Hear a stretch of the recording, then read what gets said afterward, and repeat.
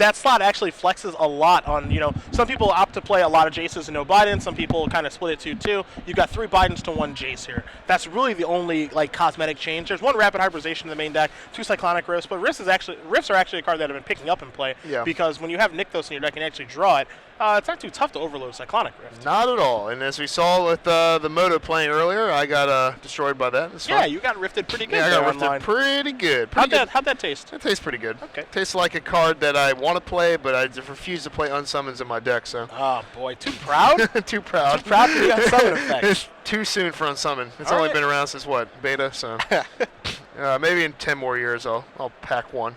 Hey, you never played Delver, did you? You don't seem like the Vapor I Snake played type. Mono Blue Wizards once. Okay. Yeah, and that's the top 8 invitational and quickly got murdered, but it was fun though.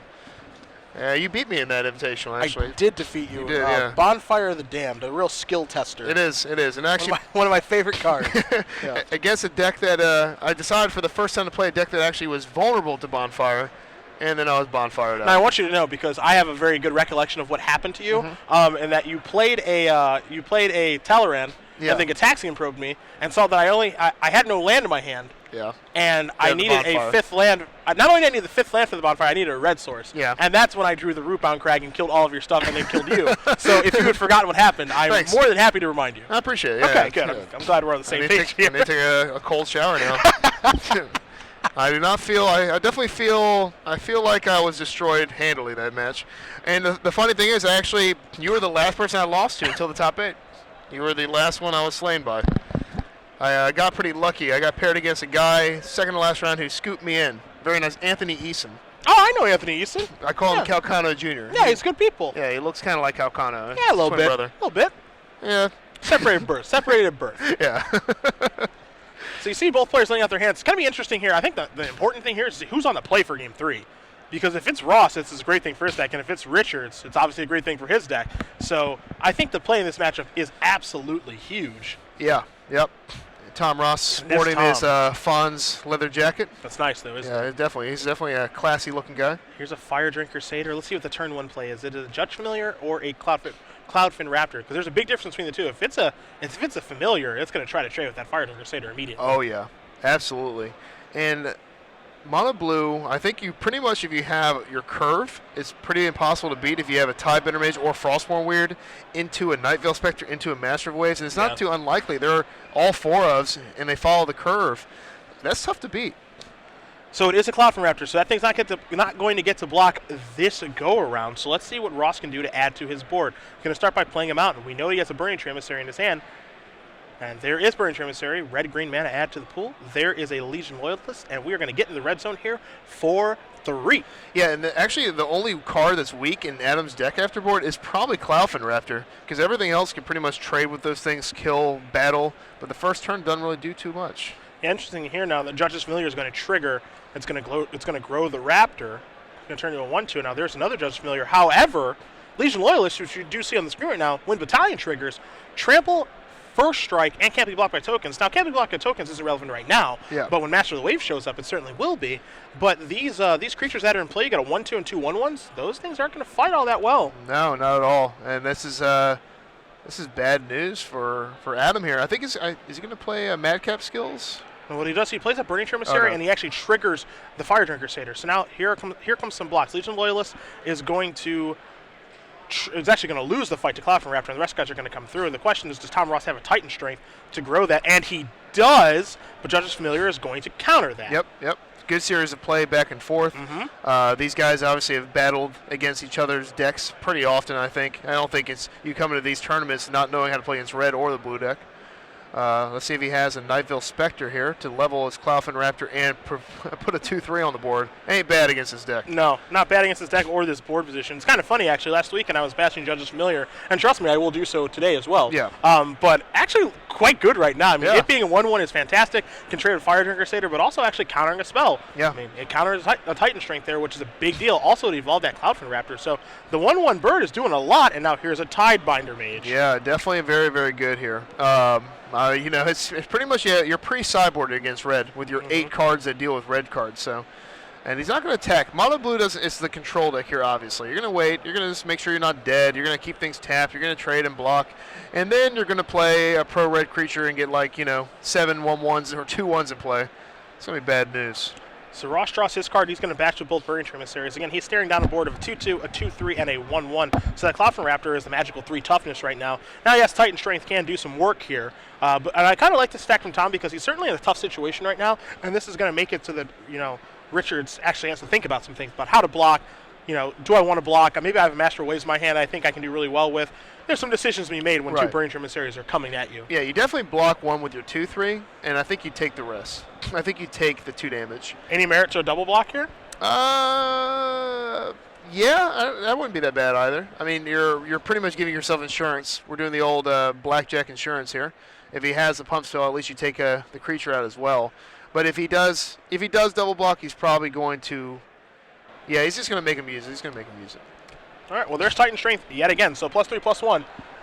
That means the Burning Emissary is going to live. There is a scry. Are we drafting? Is this we got Titan Strength and Cloudfin Raptors and. Don't forget Judge's Familiar. Judge's Actually, Familiar? That one just got cut a lot. Yeah, I never played that card. Yeah. Richard's going to draw his Land card. Master of Waves is where he wants to be, but does not look like he has it. Maybe another tie up. Frostborn Weird's good too. God, how good is a 1/4? Huh? Yeah, a 1/4 is insane right now. Yep. Tom Ross is going to need the Sky to help him out. He's going to probably need Chandra's Phoenixes. Pretty good in this matchup here. Yeah, the only problem here, though, is that his deck does not play Chandra's Phoenix. All right, well, never mind. We cannot play cards we don't have in our deck list. So I'm looking at his list here. Madcap Skills is pretty. It's not that good here. He's got like a bunch of creatures in play. Looks like we really need maybe just removal. I guess Lightning Strikes to start picking some of these off. This is a nightmare matchup looking at this list. He really doesn't have much at all. Yeah, it's not very easy here. Ross is going to come across with 2 more emissaries. Tidebinder Mage is ready to trade for 1 to give him the Fire Tongue Crusader back. Well, Fire Tongue Crusader is just not very good in this board position. That's the problem. So Ross says, all right, that is fine. Put you down to 10. Let's trade guys. My Fire Tongue Crusader is going to come back to me. Yep. Let's see if he has anything sweet to follow up with. So he doesn't block the 1/4. And I guess that guy being alive is more valuable to him than, I guess, baiting another trick here. But that would be the 3rd pump spell he used. Yeah, that would be the 3rd of 4 Titan Strengths if he did have it. Now here's a Thassa, that's and not why. only that, that's a Thassa that's a 5/5 right now because a Devotion check, 2 from the Weird, 1 from each other's familiar, 1 from Thassa itself. That is a 5/5 indestructible. The life totals are not. I think he's at 10, right? Yeah, Richards is down to 10 right now. Okay, so now he's going to disassemble here. He's going to make him back into just a little enchantment. No. Lightning Strike takes down the Judge's Familiar. Yeah, sure, you can sack that Judge's Familiar, make him pay 1 more. Doesn't matter. And in this situation, maybe we had to block here with the Frostform Weird. I don't know. This just seems like we banked on the reason why we blocked and confidently didn't block with the Frostform Weird is because we won our 5/5 next turn. But it was a very fragile board state because one creature removed and it's gone. It's back to a nothing. I mean, take a look at the attacks here that Ross could have.